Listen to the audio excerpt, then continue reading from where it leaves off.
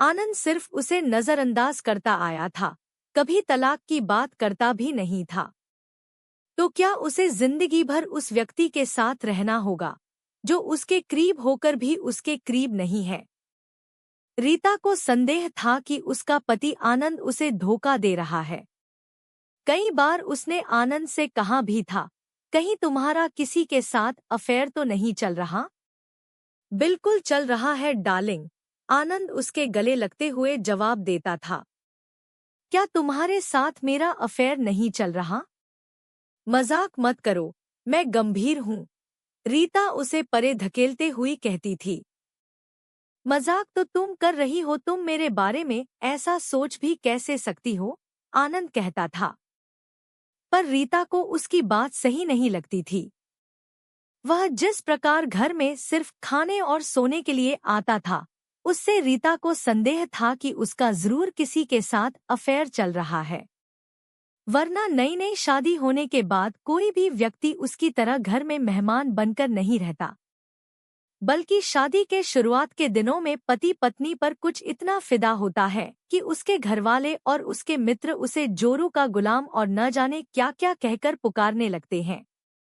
उन्हें यह जरा भी नहीं सुहाता कि जो व्यक्ति उनके साथ इतना समय व्यतीत करता था वह बीवी के अलावा किसी को समय देता ही नहीं। इस स्थिति के उलट आनंद उसके साथ शायद ही कभी समय बिताता था। स्पष्ट था कि उसका किसी के साथ अफेयर चल रहा था। पर रीता आखिर इस बात को साबित कैसे करती? जब तक कोई सबूत न हो तो वह आनंद को क्या कह सकती थी?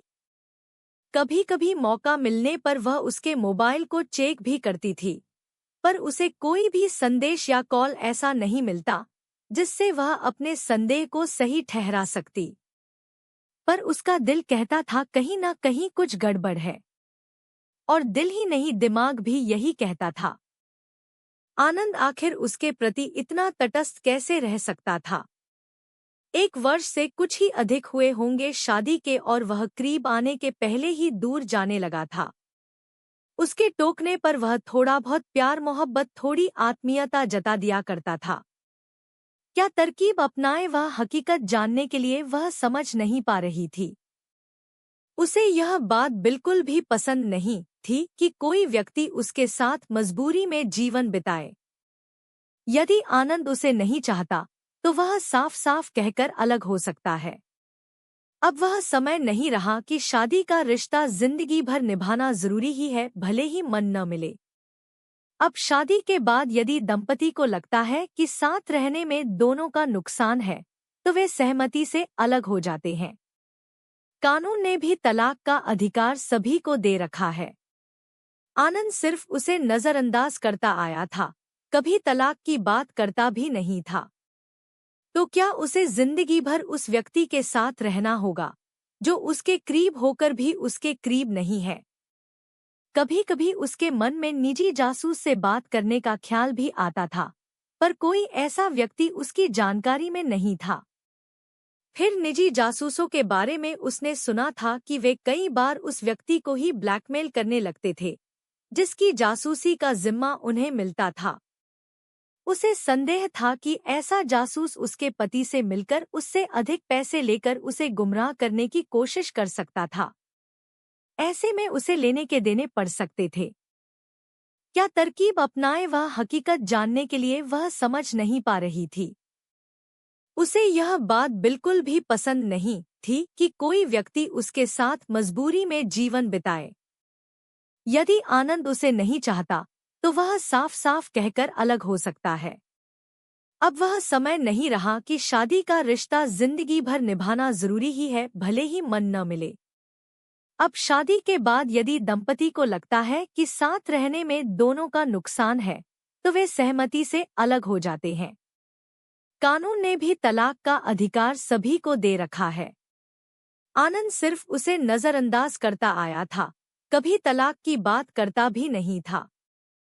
तो क्या उसे जिंदगी भर उस व्यक्ति के साथ रहना होगा जो उसके करीब होकर भी उसके करीब नहीं है?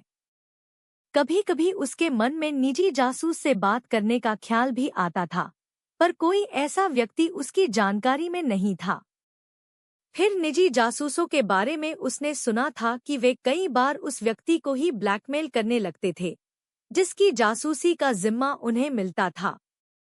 उसे संदेह था कि ऐसा जासूस उसके पति से मिलकर उससे अधिक पैसे लेकर उसे गुमराह करने की कोशिश कर सकता था। ऐसे में उसे लेने के देने पड़ सकते थे। काफी सोच विचार करने के बाद रीता को एक युक्ति सूझी। वह आईटी सेक्टर में काम करती थी और उसने आईटी को ही अपने संदेह को पुख्ता करने का साधन बनाने का निर्णय लिया। थोड़ा रिसर्च करने के बाद उसे एक उपाय सूझा।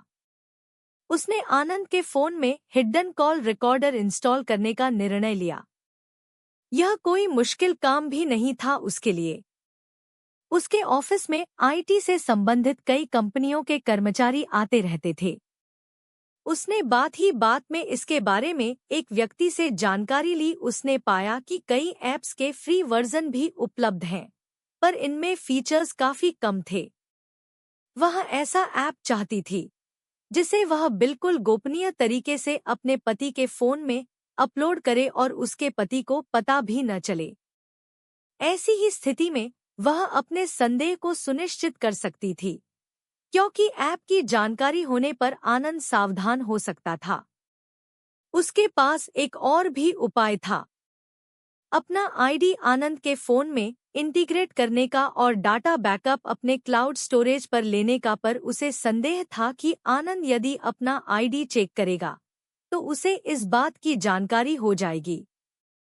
यदि आनंद सचमुच में किसी के साथ अफेयर है तो वह सावधान हो जाएगा, और यदि नहीं है तो खुद रीता को शर्मिंदगी उठानी पड़ सकती है। आनंद की आदत थी बाथरूम में काफी देर बिताने की। वह समाचार पत्र लेकर बाथरूम जाता था और काफी देर के बाद निवृत्त होकर वापस आता था। इसी बीच मौका मिलने पर रीता ने आनंद के मोबाइल में hidden call recorder app install कर दिया।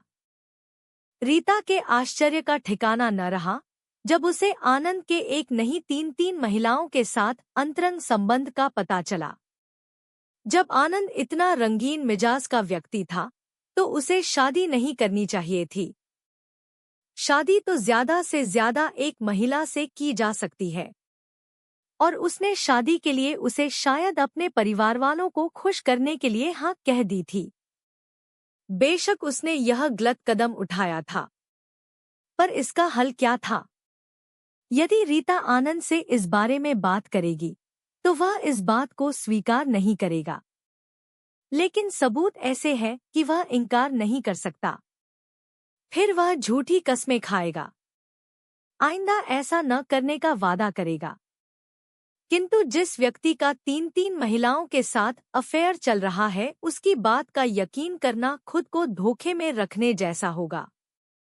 और फिर ऐसे व्यक्ति के साथ जीवन बिताना जो उसे नहीं किसी और को बल्कि कई और महिलाओं को पसंद करता है और उनसे ताल्लुक रखता है, खासा मुश्किल होगा। रीता ने भी अपने घरवालों की जिद पर ही शादी के लिए हामी भरी थी। वह प्रतीक्षा कर रही थी किसी ऐसे व्यक्ति के मिलने की जो उसका सही अर्थ में जीवन साथी बनता। पर घरवालों को लड़की के ज्यादा उम्र तक कुंवारी रहने को लेकर परेशानी हो रही थी और उन्होंने तरह तरह की बातें करके उसे आनंद के साथ विवाह करने पर मजबूर कर दिया था। परंतु अब सब कुछ जानने के बाद आनंद के साथ जीवन बिताना संभव नहीं था। एक दिन मौका देख उसने आनंद से कहा, हमारे लिए बेहतर होगा कि हम अलग हो जाएं। ऐसा क्यों कह रही हो सकता है मुझे प्यार जताना नहीं आता हो, पर प्यार तुमसे मैं करता हूँ। धीरे धीरे सब ठीक हो जाएगा। कुछ दिन हम धैर्यपूर्वक रहें तो हमारे घरवालों को अच्छा लगेगा। आया न हमको प्यार जताना, प्यार तुम्ही से हम करते हैं। आनंद शोखी के साथ गुनगुनाने लगा। रीता से वह गुनगुनाने की उम्मीद लगाए था, भोलापन तेरा भा गया मुझको, सादगी पर तेरे मरते हैं। रीता ने जवाब दिया, घरवालों को भी अच्छा लगता और मुझे भी अच्छा लगता यदि हमारी जानकारी में तुम्हारी 3 देवियां नहीं आती। 1 सप्ताह में 3 देवियां प्रकट हुई हैं, हो सकता है आगे और भी हों। मुझे आपत्ति भी नहीं है। तुम्हारा जीवन है और तुम्हें अपने तरीके से जीने का अधिकार भी है। पर मुझसे इस तरह का जीवन नहीं जिया जाएगा। क्या कह रही हो तुम? मैं कुछ समझा नहीं, आनंद ने अनजान बनते हुए कहा। कहते हैं, सोए व्यक्ति को जगाना आसान होता है, पर जगा हुआ व्यक्ति यदि सोने का नाटक करे तो उसे जगाना मुश्किल होता है। उसी तरह तुम्हें समझाना मेरे वश में नहीं है, किंतु तुम्हारे मोबाइल पर एक हिडन ऐप है जो मैं तुम्हें दिखाना चाहती हूँ। जरा अपना मोबाइल देना। रीता ने आनंद से मोबाइल ले लिया। उसने ऐप खोलकर आनंद के सामने कर दिया, जिसमें तीनों महिलाओं से उसके मैसेज, कॉल आदि के रिकॉर्ड थे। रीता, वो। आनंद हकलाया। कुछ नहीं आनंद, मुझे तुमसे कोई शिकायत नहीं है। तुम्हारा अपना जीवन है, जैसे चाहो जियो। पर जीवन साथी को मजबूर मत करो अपने बंटे हुए जीवन में साथ देने का। आनंद के पास अब कोई रास्ता नहीं बचा था और रीता के पास पुख्ता सबूत था, जिसके आधार पर उसने तलाक की अर्जी लगाई और उसे तलाक मिल भी गई। अब वह प्रतीक्षा में है अपने मनपसंद व्यक्ति के मिलने का, और अगर मनपसंद व्यक्ति नहीं मिलता तो शादी ऐसी भी कोई अनिवार्य शर्त नहीं है जीने के लिए।